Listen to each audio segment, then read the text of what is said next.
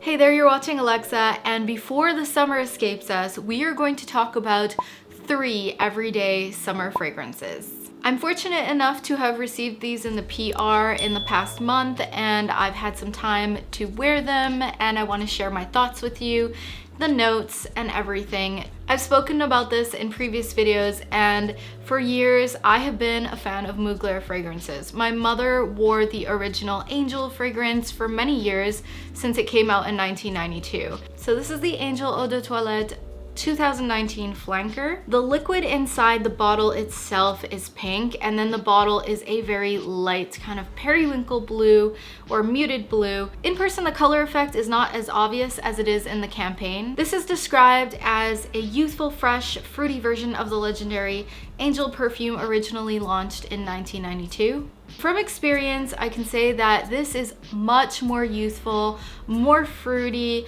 everyday, not very professional. It's more of an everyday weekend fragrance, if you will. It also smells a lot less chocolatey than the original. You can actually put this on a tabletop and it will stand, so it's perfect for anyone who likes to have some dresser candy or some, vanity candy, because it's very pretty. The top notes are mandarin orange and peony. Middle notes are praline, red berries, and apple, and the base notes are patchouli, white woods, and cedar. The sillage is moderate to heavy, and it is moderately long lasting. I feel like it's not as abrasive as the original Angel, as flankers typically tend to mirror their original counterparts, but they just have a little bit more fruitiness, more floral, more this, more that. The next fragrance I'm going to talk about is the new Aura flanker.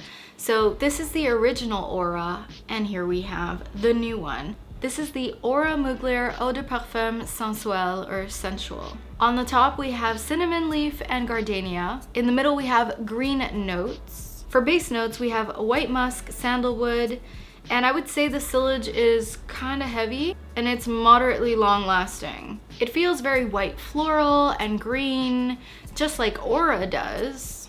And it could be a springtime fragrance as well as a summertime fragrance. It's described as an oriental vanilla version of Aura, which I find confusing because there isn't vanilla listed as a note on Fragrantica, if I'm not mistaken. I do feel that it's sweeter than the original Aura, and it also has less of that clinical scent to it. I don't know if you are familiar with the smell of Aura, but there were a lot of people saying that it smelled medicinal in a way, and I do find it kind of smells medicine-y. It's very difficult to describe why, but I can't even put my finger on it. But this one has much less of that kind of clinical scent to it. This is definitely more office appropriate than the Angel flanker, but I still consider it sort of a sweet, white, floral, everyday weekend type of fragrance, if that makes any sense. I know that's counterintuitive to call something a weekend fragrance and an everyday fragrance, but what I mean by that is that it's a daytime fragrance, it feels. The next fragrance I have is this one by Coach. This is the Coach Floral Blush, which is a flanker of the Coach Floral. So you can see the difference in the bottle there. This one is brighter and the color is reminiscent of the top note, which is goji berries. So the top notes are goji berries again and grapefruit. Middle is peony and peach. The base notes are musk and whitewood. And I found that there was not a whole lot going on with this fragrance. It has a heavy sillage, but it is short to moderate lasting on me, I would say.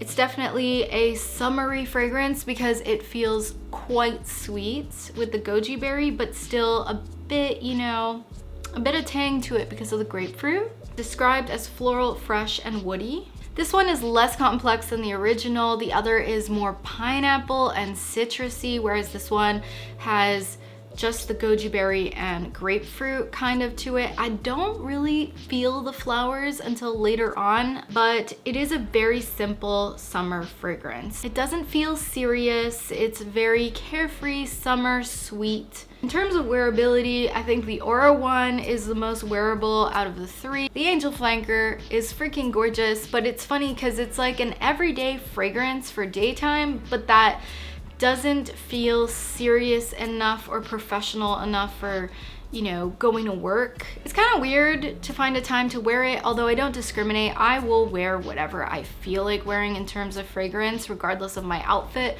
But if you're someone who's more put together than I am, then you might find it a bit of a struggle to find when to wear it. If you enjoyed this video, please give it a thumbs up and subscribe. I do new beauty videos on Tuesdays and Thursdays, and I will see you in the next one. Bye now.